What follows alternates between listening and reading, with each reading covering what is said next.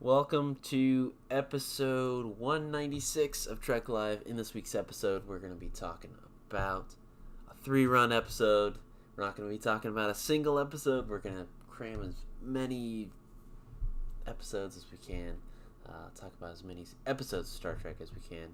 But before we get into that, Bill, how you doing this morning? Doing really well. Last night was a tough football night for sure. I'm a Titans fan. Those of you who may know. So sorry. Defeated last night in brutal fashion. But this is good medicine. Happy to be up talking Star Trek. And moving on. How are you? Good. I would have to agree with that. What better way to cure some salt in the wounds is to talk some Star Trek. So I'm excited for it. Yeah, yep, absolutely. Definitely no better way to cure the blues, in my book at least. I love this topic. This is your baby. You came up with this, and I actually think it's a really good answer to last week. If you think about it, last week we talked about how to watch Star Trek, how to rewatch Star Trek. You know what systems you can use to find Star Trek to watch. And correct me if I'm wrong, but this is essentially looking for like a 3-episode marathon, like a mini marathon, or a pairing of episodes, or a three-way pairing that kind of fit together, that have common DNA from different shows. Yeah. So you can use this system to give yourself, an evening's worth of Star Trek that's kind of, unconventional, or it gives you a variety, at least from the different series standpoint. Yeah, and it I didn't realize it at the time, but it helped me realize some pillars of Star Trek. I know the tweet was worded a little bit like maybe story threads. It's not really. It can be actually anything. Anything. Bill and I left this really open-ended so we could get as many episodes as possible and entries as possible. So this will not be the only episode like this on Trek Live. We were wanting to do more and more and more because there's endless combinations. The topic kind of stemmed from a lot of radio stations will pick 3 different songs, and you have to find the common thread in that. And that I kind of used that formula, but with Star Trek episodes. So I'm excited for it. Yeah, it should be good. Like you said, it's a really cool way to kind of guarantee that we come out of this hour having touched on a bunch of different shows, a bunch of episodes. We're not honing in on a single thing, single character, or a single show. So I'm really excited. But before we get into that, I usually will give a quick rewatch recap. I finished season 6 of Deep Space Nine, or season 6 of Voyager, yesterday, before the football disaster. I watched Live Fast and Prosper through Unimatrix Zero Part 1, which is a pretty solid little run. To be honest, one of the more pleasant surprises of this rewatch, maybe one of my fastest risers in terms of like how much I enjoyed an episode, was The Haunting of Deck 12. I loved that this time around. I have not always loved that. Mm-hmm. When I was young and I first saw it, I thought I maybe fell victim to the easy trap of, it's Neelix telling a story. It's not real. It didn't happen. It's kind of a throwaway. But there's some really cool, unconventional filmmaking going on in that. Some really neat, unusual lighting and just shot construction. Like it's just very different, and it fits the bill as a it's a ghost story. It's a fable, and all of Star Trek is like a fable. So yeah, pretty much that. Yeah. Exactly. So it's really good. I really enjoyed it. I tweeted the other day, and it actually wasn't even related to that episode. It was more watching Live Fast and Prosper. It occurred to me that Ethan Phillips is freaking great as Neelix, and I don't think has always gotten the credit. I think Neelix was a character who was easy to beat up on back in the 90s when the show was on, and even beyond that, for a lot of people, I think it was like an easy, kind of lazy punching bag. Yeah. I mean, from my standpoint, at least, I was never a totally anti-Neelix kind of a guy, but he has grown on me over the years. You have actually helped with that. I think you have made comments and remarks and, talked about your feelings on that character when you've watched Voyager that have opened my eyes to different things. And yeah, I just really appreciate his performance and what he brings to the show. He is all heart all the time. Like I said on Twitter, he is sort of really core to that ensemble, I think. Yeah, and those 2 episodes in that 6-episode run really highlight Ethan Phillips, and I enjoyed that this weekend. he's the color and life of that crew. It's such a doom and gloom situation that they're in, and to be able to sprinkle in some life into that crew. And yeah, I think once Cass leaves, he definitely steps out into his own. But there's still some great stuff even before that I really enjoy. So yeah, I've always been a big Neelix fan. I agree with you there. I think the definite pivot point for me for the Neelix character is moving beyond the jealousy phase, the Kess Tom Paris triangle. That once that kind of becomes a thing of the past and they resolve that storyline, I think Neelix finds his sea legs and he gets some space to develop his own trajectory, independent of Kess, who I've also grown to like more over the years in her own right. But yeah, this was a good little run for Neelix. I also love Muse. I talk about that, I think, every time I hit Voyager. Kind of very similarly to The Haunting of Deck 12. That's like an interesting. It wouldn't be eligible. It's only 2, and it's from the same show in this episode. But in our topic today, but I just said, The Haunting of Deck 12.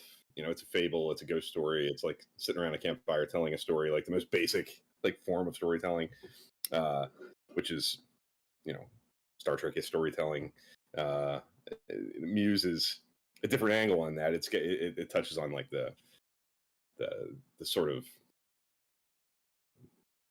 like Greek drama bigness of it all, and the sort of mythology of the Star Trek kind of oeuvre and the tones of that brand of storytelling. And I just love the meta-ness of it.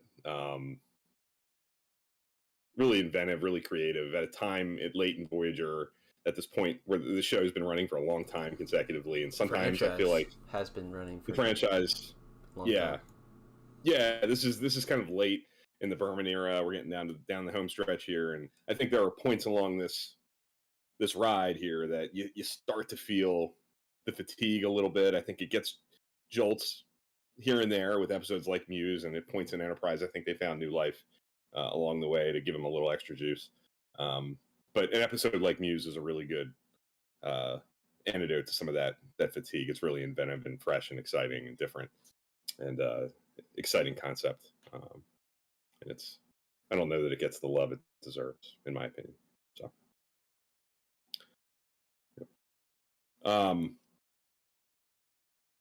yeah. So I think what we should do beyond that is, I'm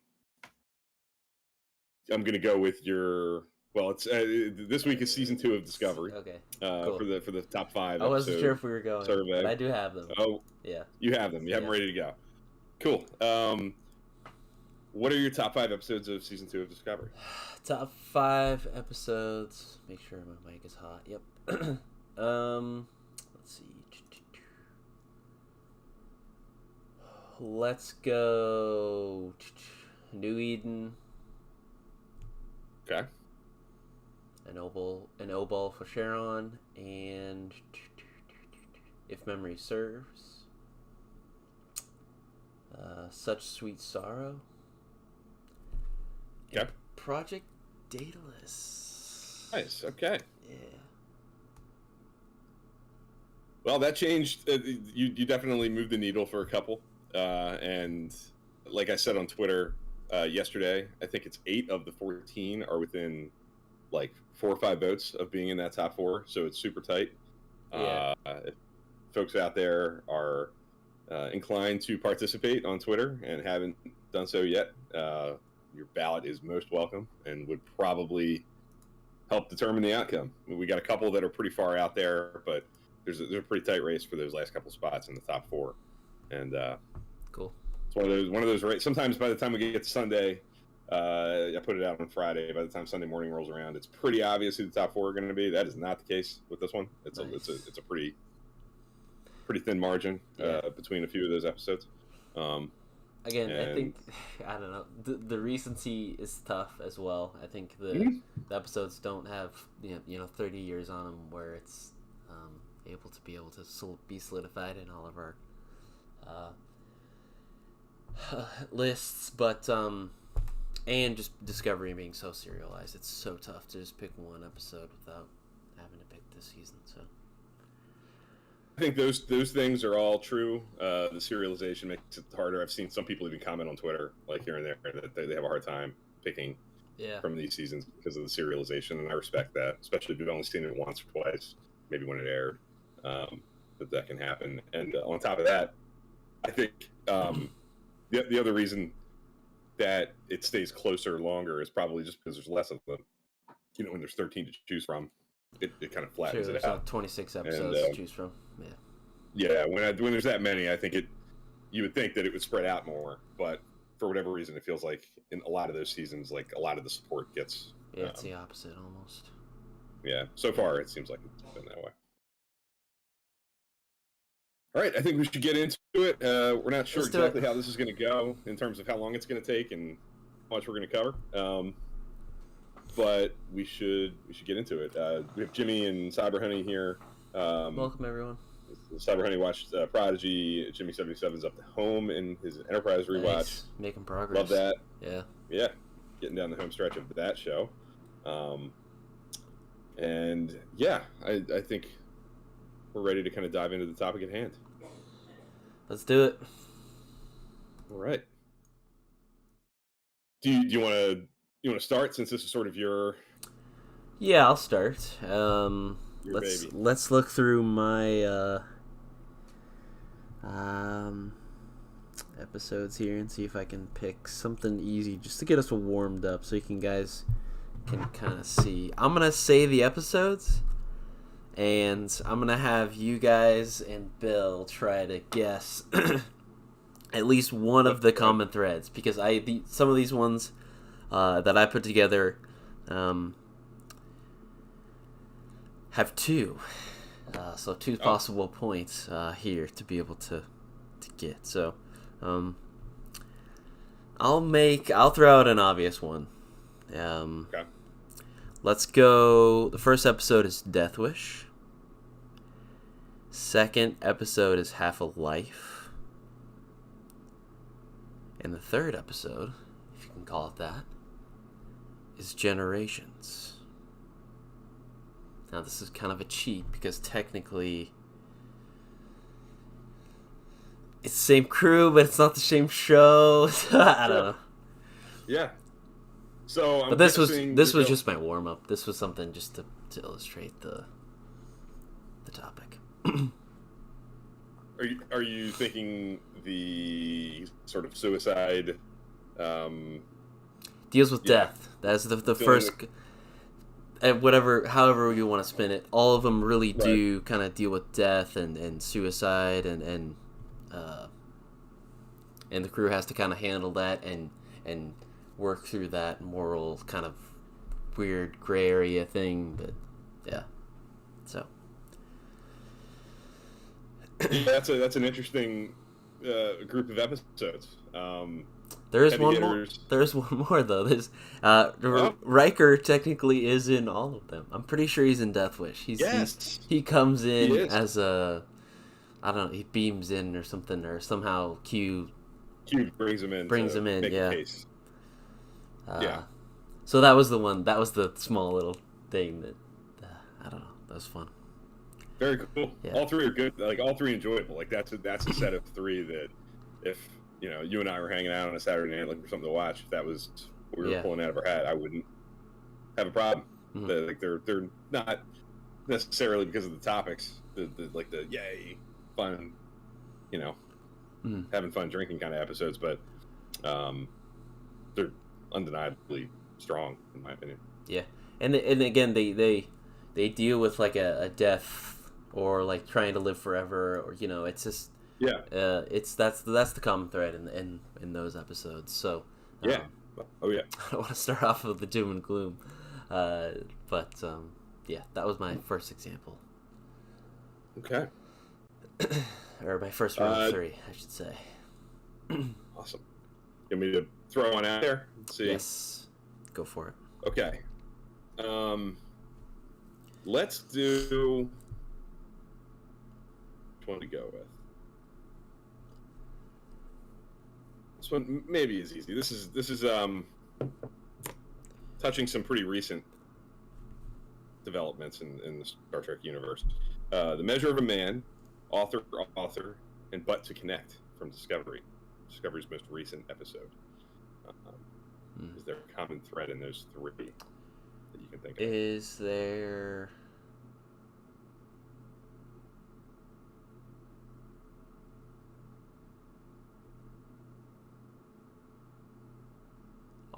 Is it something... Oh, man. It's more story based. Like there's a thread in the... Is there a trial in each of them, or just sort of two of them? It's a little loose in that. But what are they advocating for in all three of them? Not like life and representation and I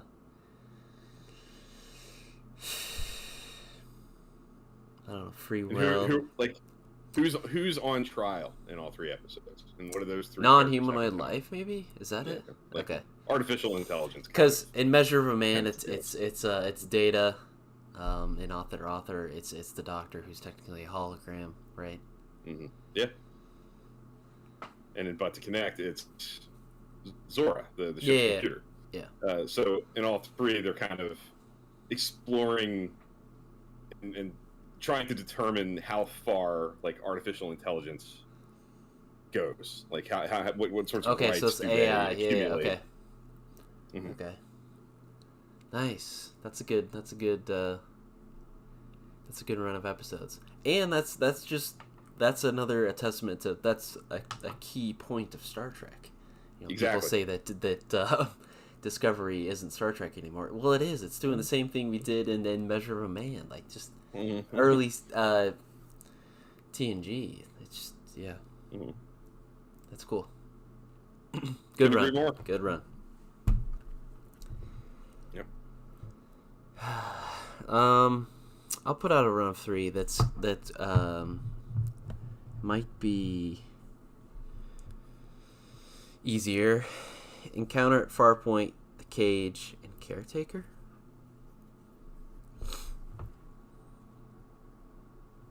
Right. What? Or is there something more? What? So beyond being like a series premiere, like that is pilot? one. That is one point. That's yeah. one. There's more. Would it be that they are dealing with extremely advanced? There's two more. Life form, like two more. Okay. Yeah. All right. So that is one too. They all deal with advanced, like almost like a godlike. Yeah. Sort of similar. Far more advanced. Yeah, similar to that though. They all have first contact. They do. And so that to me again is like even from the very beginning, the very first episode of each show, if you count, the cage, however you count the cage. From the very beginning, first contact is such a core to Star Trek. Yeah. That it's just. That's true. Yeah. Yeah, and to start all three of those shows with, like a true sense of, to seek out new life and new civilizations, like to actually do what the mission statement says, to do what the box says. Yeah. It's going to do. To meet something new and completely different and kind of scary and imposing and not easy to wrangle your arms around. And all feel different enough. Oh yeah, very different tones. Yeah. All three of them very different styles, coming from different, creative DNAs. Even like the folks who were making Encounter at Farpoint, there were some connective pieces of that production team still around when Caretaker was made, but quite a few of them were not, especially on like the writing and on set production side of things. So yeah, like they're all three, and obviously the Cage is a whole different animal on that front. Yeah. But yeah, very different tones, different vibes, but all like you're talking about like touchstones for pillars of Star Trek. Yeah. Yeah, can't deny that. But also deal with like these bigger than life, bigger than humanity entities that affect the crew severely. So. Yes. Yeah. Cyber Honey just shared one that I was thinking of in different kind of. I had written one down that I didn't end up having on my final list, so I'm really glad you're mentioning something along these lines with Journey to Babel, the Voyage Home, and Lethe, which is a really cool. There's some Sarek stuff. Yeah. In all three of them, I had written down Journey to Babel, Sarek, and Lethe to do all three. Completely different shows, but just the way Dan did with Generations and what was the TNG episode you included in your first one with Half-Life? Half-Life. Yeah. Yep. We'll count that. The movies are their own thing. Yeah. For sure, and that's a really good run of three.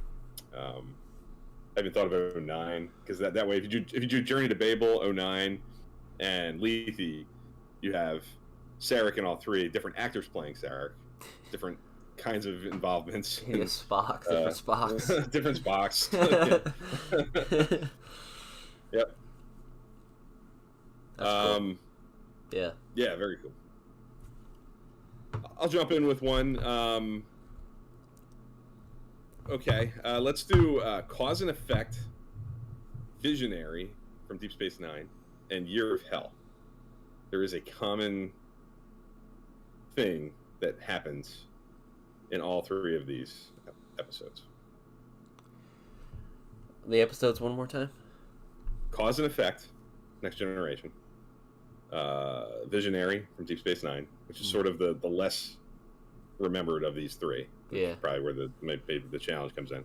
And Year of Hell from Voyager. Is this use the reset button maybe? There is that. This is another one like you, okay. where you can do two. Mm-hmm. There's definitely a couple of things. There's a specific other thing that forced me to write these three down. But the number three. There is the pips. That. No, I'm kidding.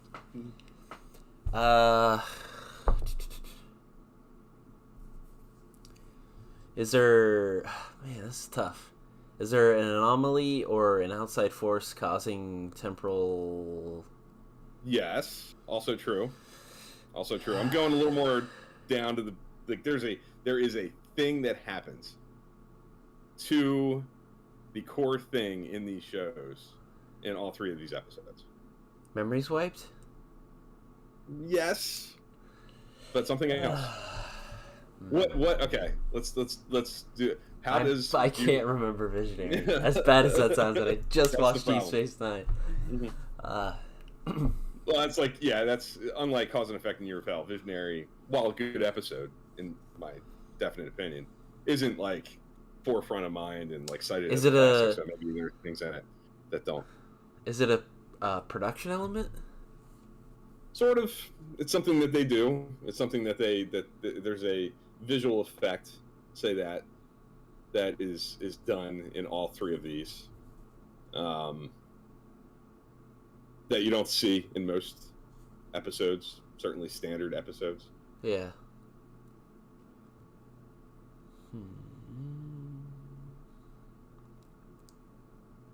Doesn't look like anybody in the chat's getting it yet either. So is there a duplicate crew? No, it's not a duplicate crew. No. Alternate timelines? No. Well, sort of.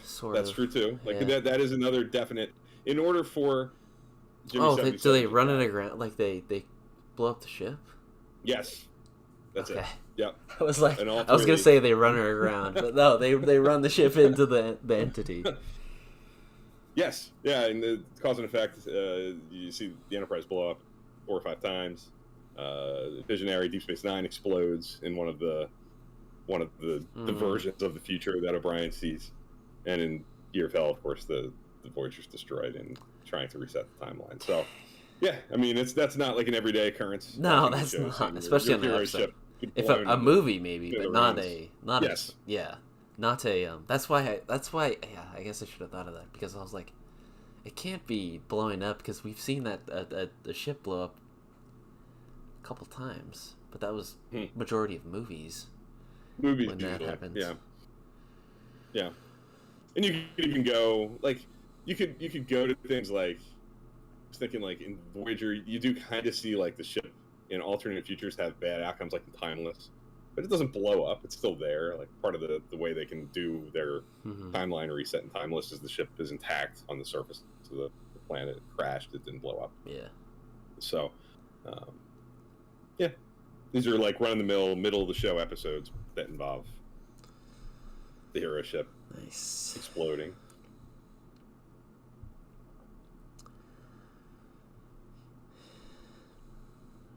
You got another one?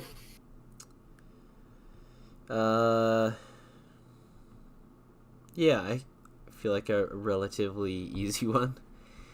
First episode is Relativity. Second one is Booby Trap. And the third episode, if you call it that, is a short trek called Children of Mars.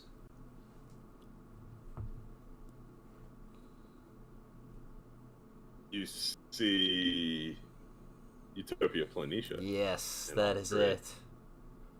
Yep. Yeah. That should have been an easy one. In Relativity, I think they go back to when Voyager's like still in dry dock. Booby Trap obviously is it could be technically we're on the holodeck. In that episode. But that's where they are in that simulation for sure. Exactly, and it's mentioned. And then Children of Mars obviously is like the explosion storyline, right, from Short Trek. So, yes, Bill is correct. Utopia Planitia is the answer. Good stuff. Yes. Cyber Honey mentions you can include Twilight and Enterprise as well with the ships exploding. Definitely, that is you could extend, you could replace, and yeah, good call. Yeah. How about say this one might be easy. It depends on, I guess, your recollection of maybe one of them. The Child, the Begotten from Deep Space Nine, the Child's from TNG, and Endgame in Voyager. Something happens in all three of these episodes. Something happens.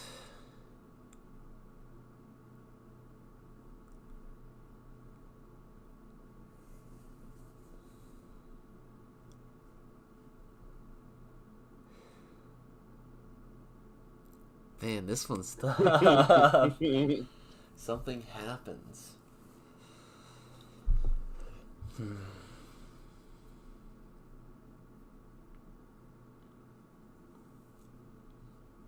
What's the third? What's the middle episode again? Begotten is Odo with Dr. Mara, with the changeling sampling that gets discovered, and they're trying to like. Do they all do parenting? They do, but there's even more specific. The B plot of the Begotten is sort of the giveaway here. I think Did Cyber Honey get it? Yes. Cyber Honey nailed it. It is a main character giving birth.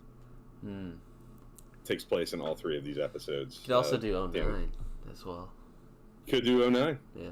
There is a birth there as well. The Begotten feels like the one, because that's Kira giving birth to Kiriyoshi is the B plot. Okay. Yeah. Which is sort of the thing. Like that's kind of like Endgame. If you can. Endgame and the Child, I feel like, is like okay, like that. They're pretty, maybe a little bit more obvious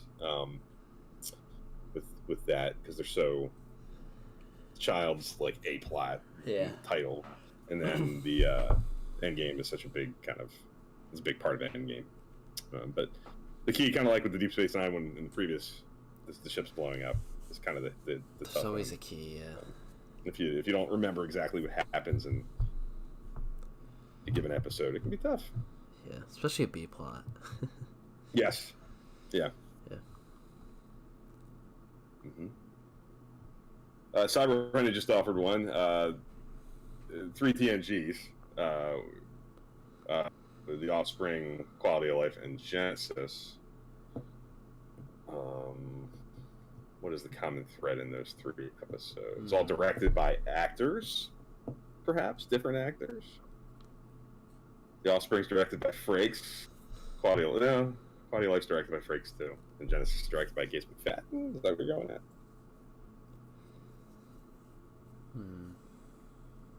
They all deal with creation of Genesis. Yeah, Genesis is a little different on that front. The Offspring and Quality of Life are definitely about like the creation of artificial life and things going awry on those fronts. Let us know, Cyber Honey. Definitely kind of stumped, unless I got it with the other 2 guesses. Do you have one? Another one? Yeah, I have 2 more. 2 more. So this one's might be tough. So I'm gonna go, and I think you guys can correct me if I'm wrong on this.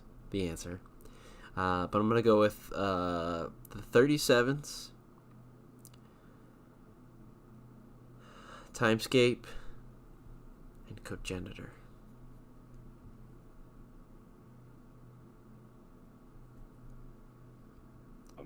It's the relationship between 2 characters, okay.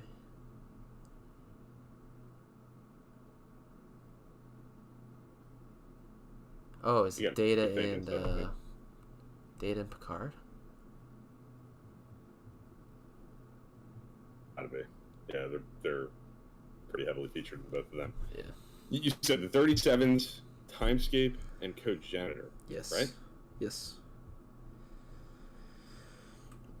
That is 3 different episodes. Very different episodes. It's not direction, because I think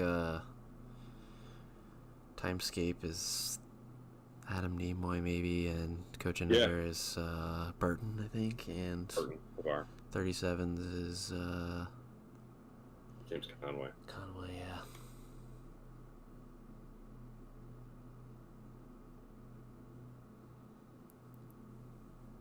It got me. I don't know. This one's is kind of a cheat, and I don't know if you'll get it.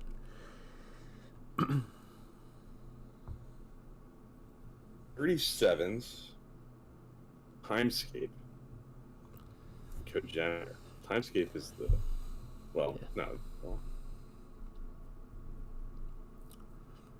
It's not a story element. It's kind of on the production side of things, but not director.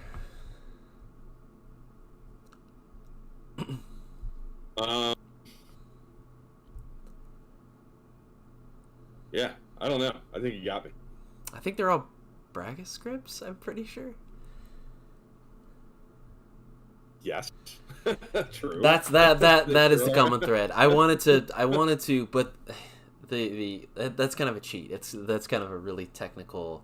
The reason why I wanted to highlight these 3 episodes is because, to me, Braga has always done these core to science fiction, these big science fiction concepts, and to me, there's no bigger science fiction concept than abduction, a timey-wimey type of episode, and then this morality play with this different type of species.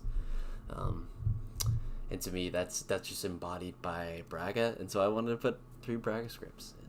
So, that's awesome. Yeah. But it's tough because I had to dig through IMDb and Memory Alpha. It's sometimes it just says script by showrunner, and it I don't know if it was just Braga in the room writing it. So that's why it was kind of tough for me to. We won't count that, but I think it's also a fun way to put together 3 episodes written by or directed by, like I mentioned, certain person, or we have. So yeah. Yeah, I think that's actually a good you're right. Like Braga can be very easily like kind of chalked up as the guy who writes X style of episode, like the really wacky, timey-wimey. You know, the timescape is sort of like the image that kind of comes into my mind when I think of Braga, like that kind of story, like really wacky science fiction, off the hook, kind of crazy stuff. But you know, the 37s is a very different kind of science fiction, I guess. Like it's a different approach, and it's a little bit of a different tone. And Cogenitor is a morality tale, and it very much it doesn't lean as heavily into like the kind of crazy science fiction-y wacky stuff that Timescape does. It's more of it's a different flavor of Star Trek. So if you want to look at a writer's sort of breadth of offerings, I feel like that's a really good way to do it too. Like let's look.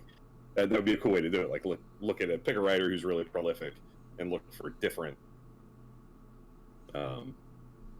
Because Braga's done a lot. He had a lot of credits on Enterprise and Voyager, so it's tough trying to nail down something that, and obviously TNG. But he's also he might be the only one. He might be the only writer who you would have lots of options to choose from for 3 different shows. Like most of the writers are not that prolific across multiple. Like some of them have 2 franchises too. He's doing the Orville right now, I'm pretty sure. Yes. Yeah. Absolutely. Yeah. So you got a lot to choose from if this is your vibe from Braga. But like even somebody is like well known and well established as like a Star Trek icon, as like Ron Moore is. He's TNG and Deep Space Nine and has like a little teeny little brief interlude into Deep Space or into Voyager. I felt like doing Ron, but I feel like he would have been easier to be able to find. Like, oh, that's a Ron Moore script. Yeah. So. True. And I like Braga a little bit more. Yeah. Hey. I'll throw one in there for. This is one. I have one. TNG's Brothers, Voyager's Lifeline, and Enterprise's Carbon Creek all have something in common.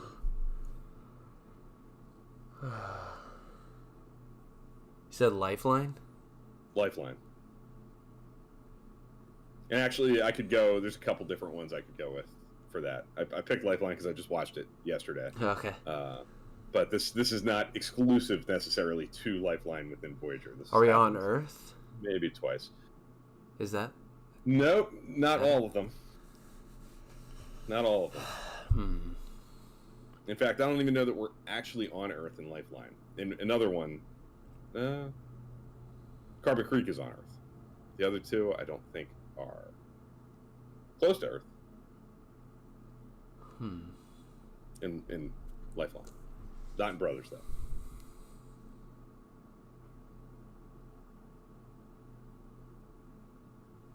Everybody says sentimental family moments. Sort of, but there's something more like on a production note involving sort of that same line of thinking. Are main characters in civilian clothes?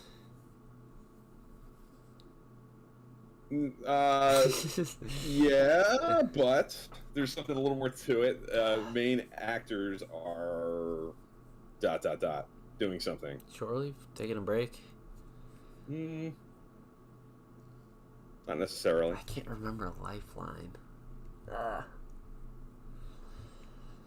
And I don't want to look it up. I don't want to cheat.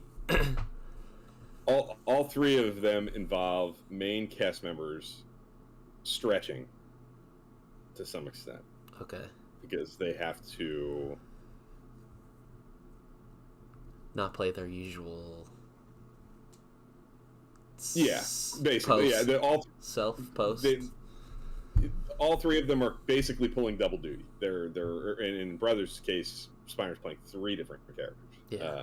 In Lifeline, you have Robert Picardo playing the Doctor and Dr. Zimmerman. Dr. Zimmerman's dying, his terminal illness, and the EMH gets sent to the Alpha Quadrant through the new It's Paul's playing a completely different Exactly, playing a different character, Okay. playing it basically a family member of their main character, and for all intents and purposes, it's Dr. Soong, Brent Spiner playing Dr. Soong, and Lore and Brothers. In Lifeline, it's Picardo playing Dr. Zimmerman, who's the Doctor's father, Okay. the way he That was a thinks of good one. That was a good one. it. Carbon Creek, it's Jolene Blaylock playing T'Pol's great grandmother. Yeah. So. What was the other episodes that you could? So Dr. Zimmerman is in Deep Space Swarm? Nine. And he's in Deep Space Nine. Yeah. So you could go there. You could pick Dr. Bashir, I presume, I suppose. But I was trying to find, and it doesn't completely work. I like the fact it doesn't happen this way in Carbon Creek. The thing that Carbon Creek lacks is Jolene Blaylock on screen against herself. The way that Brent Spiner is literally in a scene playing multiple characters. Yeah. 3 in that episode's case, and then in Lifeline, it's Picardo playing against himself. She's just in the mess, just talking. She's just in the mess. Yeah, and it's flashbacks with her, but it's playing multiple characters in the same episode that are in the family tree. Playing the and that what kind of got me thinking about that is there's a new trailer for Picard season 2, and it looks like yet again Brent Spiner is in it and appears to be playing another soon character. Yeah. So, and then kind of combination of seeing that the other day and then watching Lifeline, kind of stirred up the characters. Jimmy77 brings up a good point to the, or a good answer. Yes. 11:59 as well could be great call. Yeah, absolutely. That's the sort of that's a ancestor to Carbon Creek for sure. I feel like Carbon Creek is sort of a new spin on the 11:59 idea. And I think Carbon Creek is generally seen as the more successful outing, but 11:59 saved that road. For sure, and that's a great call. That fits as well, and because of what Carbon Creek, how that works. 11:59, same thing. Yeah. You said you have one more? Did you have two last time? Yeah, I have one more. Super easy one. Good Shepherd, Wage Douche, and Lower Decks. Yeah, all featuring Lower Deckers very prominently. Yeah. Yep. And Lower Deckers of various types. Yeah, it's not just Starfleet. It's at least in this late edition, but Wage Douche definitely. We got to see some. We got to see. Obviously, it's Lower Decks the show, but we got to see Lower Decks from other species, which is cool. So. Yeah. Cyber Honey's got a trio of Voyager episodes: Infinite Regress, Imperfection, Human Error. That are all very Seven heavy. I'm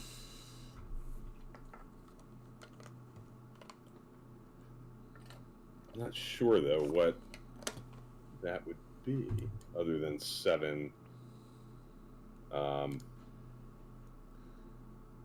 being distress in all three of them. Like, she's got issues for sure, dealing with issues stemming from her situation, like from where she comes from. Like it's complications from her Borg past, kind of rearing their head, creating imperfection and human error about like limitations she has, and problems that are continuing to manifest even years away from being separated. Yeah, so human imperfection, maybe something more plot-driven. Is that it, Cyber Honey? I know we're a little bit. One of the challenges with the live stream is a little delay, but is it the Borg past kind of creating complications with her health?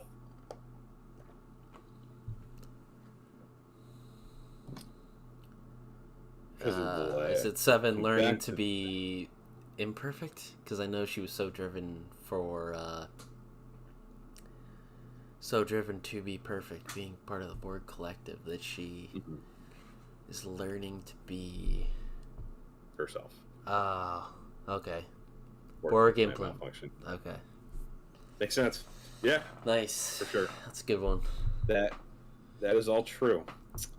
I have two more, actually. Nice. Let's do. I have one that includes some TOS. I have the immunity syndrome, night, and stormy weather from Discovery just a couple episodes ago. The second to last episode. It's dealing with isolation. In a sense. Think about the aesthetics of the episode, like in terms of where the ship finds itself in all three of those episodes. Does it deal with like inside subspace? Like, all three of them are actually they're slightly different in like their technical reasons for the appearance of where they find themselves and how it looks. Yeah. But the effect is the same in all three. The ship is dead. It's in dead. The ship is immobilized, or maybe the ship is in danger. The crew's in danger. They have a time limit technically. Well, all of those things are true. Immunity syndrome. Yeah, that's the tough one because it's not even when people think of even if you have a good memory of the immunity syndrome. I think there's an image that pops to mind about where the ship is and what's flying towards. It's the no stars. Bang, you got it. Okay, That's I was like, I remember the immunity syndrome, so I don't know what's. Yeah. Yeah, all three of those episodes feature the ship finding itself in a void of lifeless space, basically. They're all different. They're all different, like you said, subspace. In stormy weather, they're in like a subspace void, written subspace, whatever, created by the anomaly. The immunity syndrome, the Enterprise, like the image that at least pops into my mind is the Enterprise flying up to that giant amoeba-looking thing. Yeah, but as it's penetrating that and it gets into a spot eventually where it is a lifeless blackness. That's right. And there are really cool shots, especially in the remastering of the ship, kind of like in Night and Voyager and in Stormy Weather, where it's just illuminated by its bright lights and not like the traditional look of space in Star Trek. Yeah. And then of course Night, they're in the Void. And actually, I on my list there were Night / the Void because those two episodes are kind of basically the same science fiction conceit, finding yourself in a devoid region of space. Mm-hmm.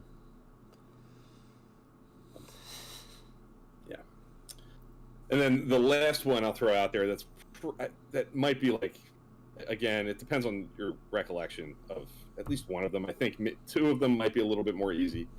I have In Theory from TNG, Human Error from Voyager, and Magic to Make the Satan's Man Go Mad in Discovery. These are... One of them is a more hidden element if you don't have like a deep recollection of the episode. The other two, I think, are more built on this story principle, So it's not the easiest one to nail down. Dealing with flashbacks? No. Can't do the reset button because I already used that answer. Yeah.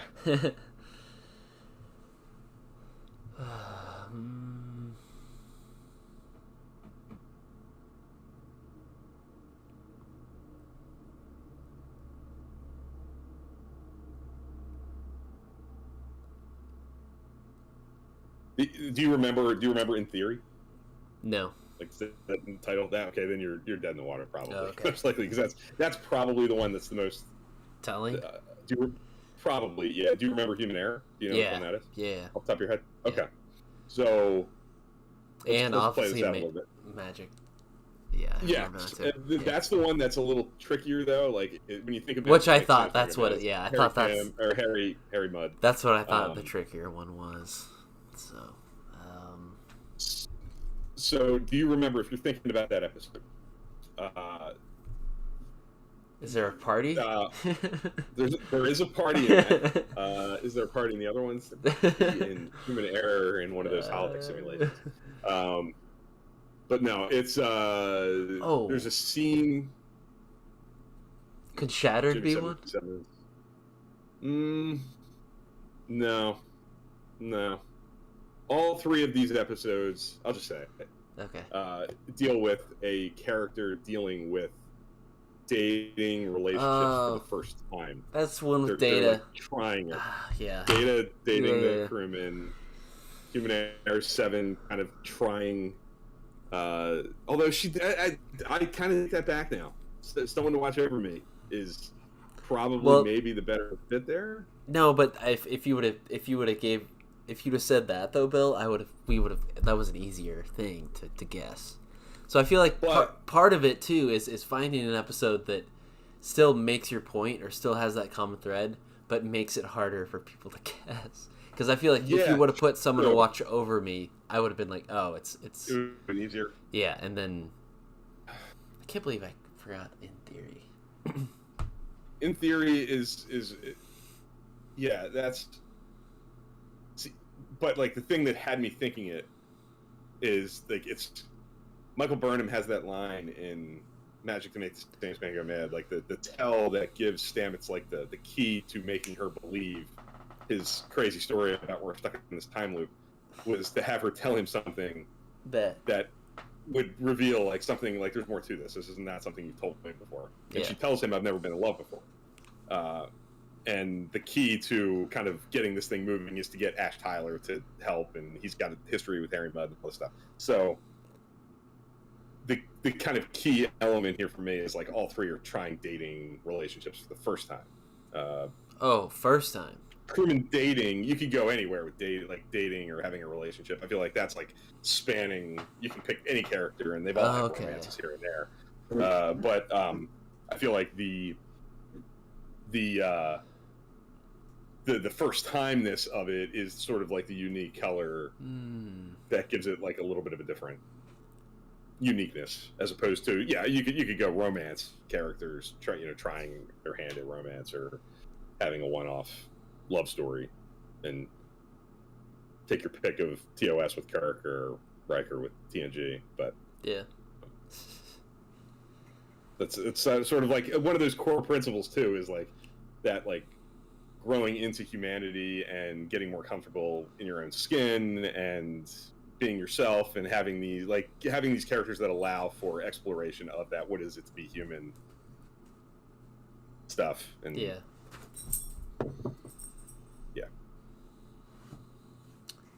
that's all I got. But this is pretty fun. I really enjoyed this. Fun. Mission accomplished as far as like forcing us to look at all different shows. I think we named episodes from almost every show. I don't know that we named Picard, which kind of makes sense because that's so serialized and so I think maybe in Remembrance there's a mention of Utopia Planitia. There is. Maybe. So I could have. I think you see it. Could have used that. I don't know. Episode 2 of that starts with a flashback to the actual attack, Maps and Legends. So you could even go there, and you're actually on Utopia Planitia at the time of the attack. So you definitely. There we go. We mentioned Picard. There we go. Got it. Still runs.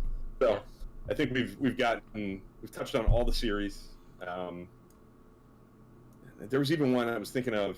You can totally. You're not completely caught up, but the latest episode of Prodigy is a classic Brannon Braga style, timey-wimey, timescapey, shattered kind of.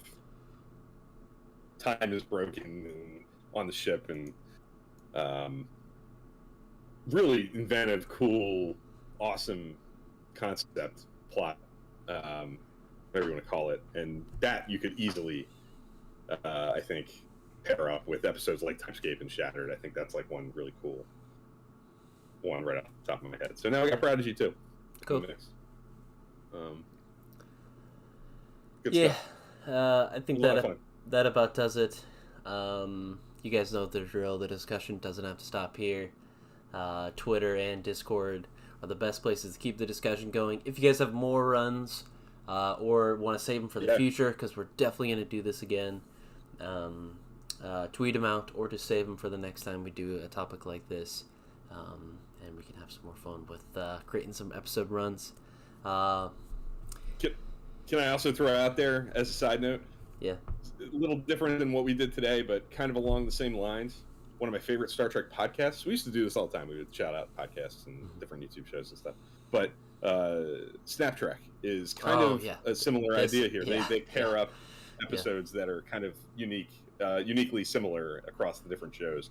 We did 3 and had some rules to play by. But if you're looking for Star Trek podcast content, Ross and Jen over at Snap Trek do an incredible job of playing in this terrain all the time with finding cool pairings of episodes that go well together from the very different shows. Yeah, definitely check that out. In the meantime, we will be back next week for another episode of Trek Live.